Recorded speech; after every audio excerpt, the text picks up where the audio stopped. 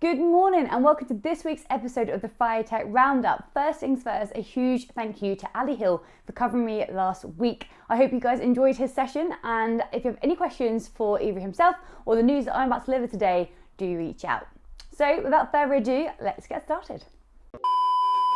Number one, over the past decade, technology has seen many advancements, including cloud computing, blockchain, and artificial intelligence. The problem is, with advancements in technology comes advancements in threats. Eddie Segal has written an article providing an overview of critical cybersecurity threats to watch out for during 2020, alongside the cybersecurity trends rising to prominence. As an example, one of the security threats going around is the mismanagement of passwords and permissions, which is triggering the growth of alternative authentications, such as thumb, face, and voice recognition. In fact, Gartner predicts that by 2022, 90% of mid-sized businesses will adopt password-less authentication for more than 50% of their use cases. Take a look for yourself and let us know if you'd add anything else to the list.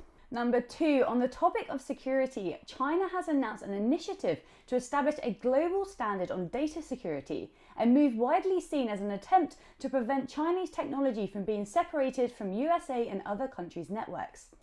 China's global initiative on data security calls on all countries to handle data security in a comprehensive, objective, and evidence-based manner.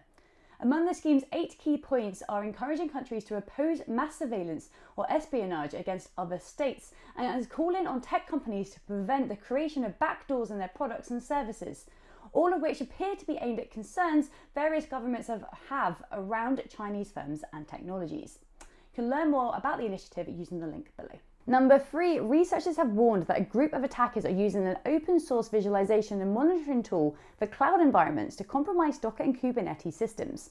Known as Team TNT, this attack group is using Weavescope, a monitoring visualization control software for Docker, Kubernetes, distributed cloud operating system, and Amazon Web Services Elastic Compute Cloud, as a backdoor to map the targeted environment and execute commands. The group creates a new privileged container and then uses the exposed port to mount the container's file system onto the targeted server. When abused, Weavescope gives the attacker full visibility and control over all assets in the victim's cloud environment, ultimately compromising Kubernetes clusters. Discover more about the attacks by clicking on the third link in the comments. Number four, with the success rate of digital transformation so low, it is always refreshing to hear of enterprises who successfully transform and reap the benefits for doing so. In this case, DBS Bank, a Singaporean multinational banking corporation, has praised their 7-year digital transformation for the success and survival in the world's new normal. Its investment into modern technologies and ways of working has enabled the bank to put in place measures that prepared them for the unique challenges the pandemic brought. One of the ways that the bank transformed was to become digital to its core, moving away from proprietary hardware and software to commoditized hardware and open source systems. This has allowed the bank to support multiple applications on a single server, making digitalization more efficient and scalable as a business. They even have an internal innovation lab, which has built a 5G-enabled ATM to test the possibilities of this new frontier. COVID has accelerated many digital transformation journeys, and it seems that whilst not a walk in the park, the financial industry has the bandwidth to achieve great things by adopting digital strategies that increase the resilience of business operations. You can read DBS Bank's full story, including the measures they've taken and the benefits of having taken those steps, using the link below. Number five, new research has been released by Tech Market Review, detailing the operationalisation of artificial intelligence and machine learning from the perspective of ECS, who in this case represents a partner. This piece is the latest in a series of reports examining the challenges organisations face moving AI and ML-enabled projects into production and managing machine learning model lifecycles. The report provides insights into the role of ML ops in tackling complexity and driving at scale deployments, addressing lesser-known issues such as stale data and data drift. It also gives readers the second step, so often overlooked by those adopting artificial intelligence and machine learning for the first time, and that is developing the initial building blocks into business outcome producing solutions.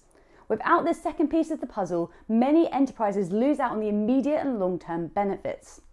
Partners play an incredibly valuable role in providing the technology, tools, and guidance to take artificial intelligence and machine learning to the next stage of deployment and value generation. with this particular article showing how a large UK retail bank is using and benefiting from MLOps implemented by ECS. You can read the blog review below to see how you too can make machine learning tangible for your enterprise. And that is it. That is all I have time for today. Thank you so much for joining me for another episode of the FireTech Roundup. If you're keen to learn more about how you can harness the potential of artificial intelligence and machine learning, please drop into our webinar next week, which has been headed up by our data practice and has a live Q&A at the end. I've dropped a link below for you to register. Also want to mention that our partner CloudBees have announced its keynote speakers for its upcoming Virtual DevOps World 2020. So be sure to head over to their website too to check out who's taken to the stage. Other than that, I'm all out of news, so enjoy the rest of your Friday. Have a wonderful weekend. I look forward to catching up with you next Friday for another bout of news. Take care.